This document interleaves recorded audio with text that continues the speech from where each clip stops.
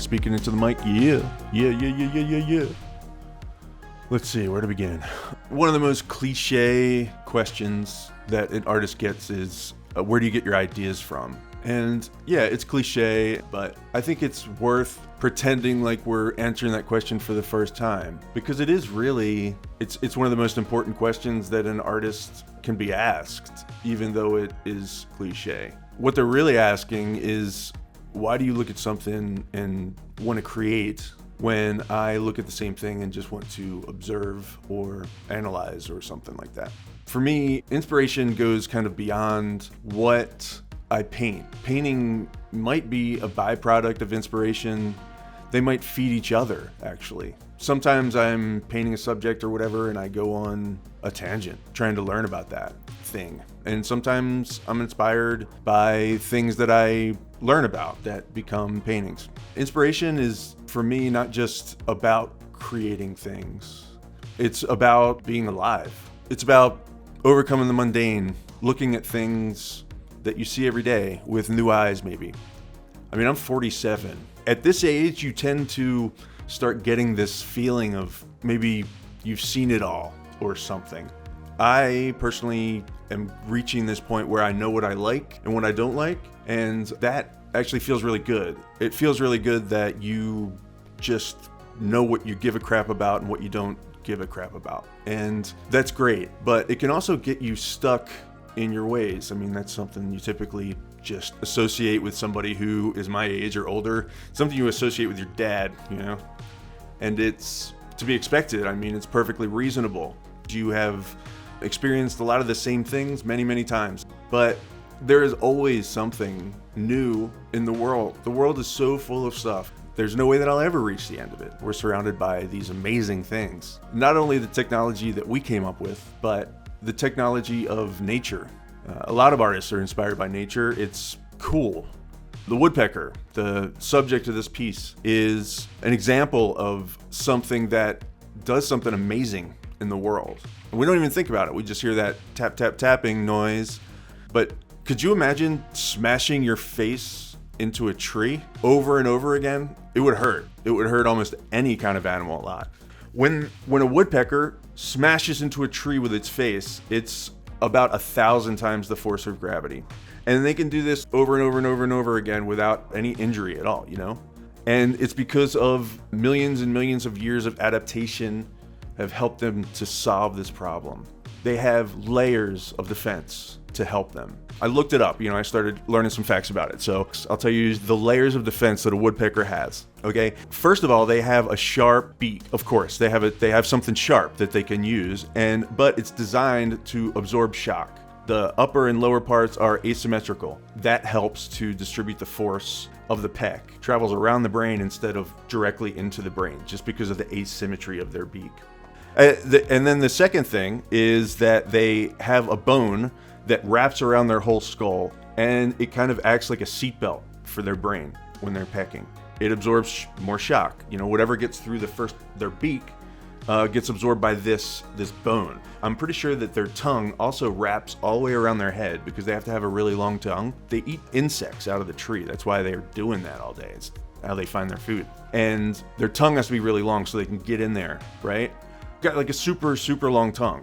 And it wraps around their head. So when the tongue goes back into their mouth, it actually wraps around their skull for storage. That's crazy. Okay, so third, the bird's skull itself is a protective layer, of course. Their skull itself is hard. It protects their brain the same way that our skull protects our brain.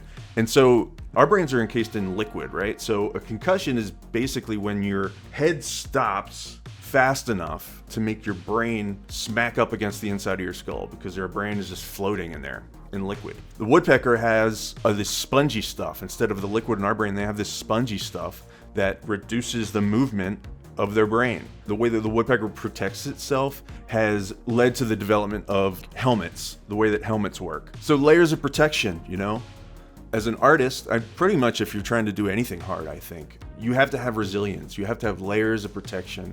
Sometimes, I'll speak from personal experience, sometimes being an artist, especially if you want to have success as an artist, it is ridiculously hard.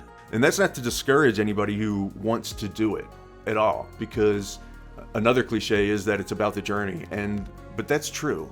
Learning about art and learning about the world to feed into my art ideas. I mean, it is literally what keeps me alive. But it's hard too.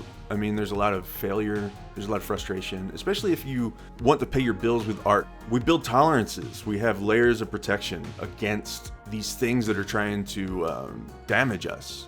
For me, I take walks, such a simple thing, but when I'm working on a problem, or if I'm in my own head, which is very much what many artists are a lot of the time, just go outside and take a walk. It sounds so mundane, and it's like sometimes probably hard to motivate, but just go outside, smell the fresh air, and put one foot in front of the other and walk somewhere. It doesn't have to be far. You'll find after a few minutes that you will probably, if you're like me, find in a few minutes that things are better. I don't know why. Maybe in a future video I'll tell you why walking helps our brain so much. I know it's good for you, but that's layer one. I mean, maybe layer one is just me like calming myself down.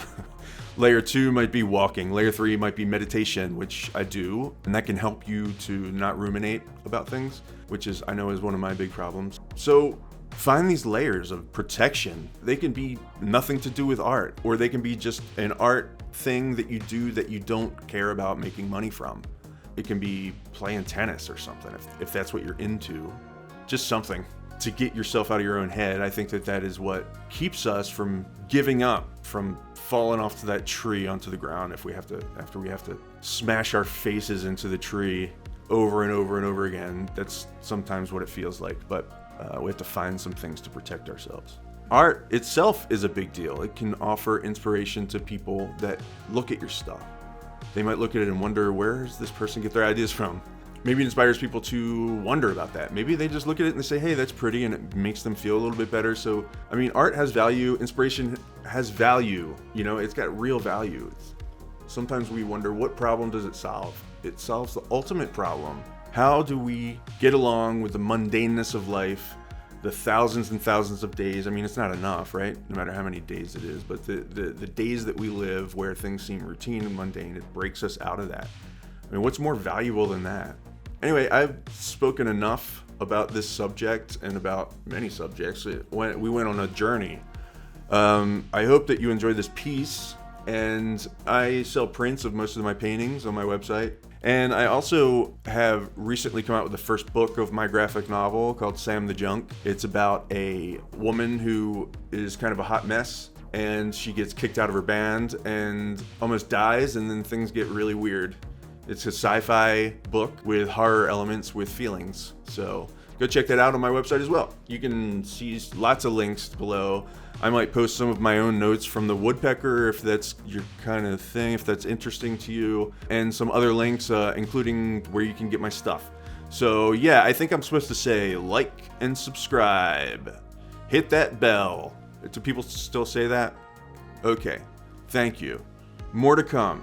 Goodbye.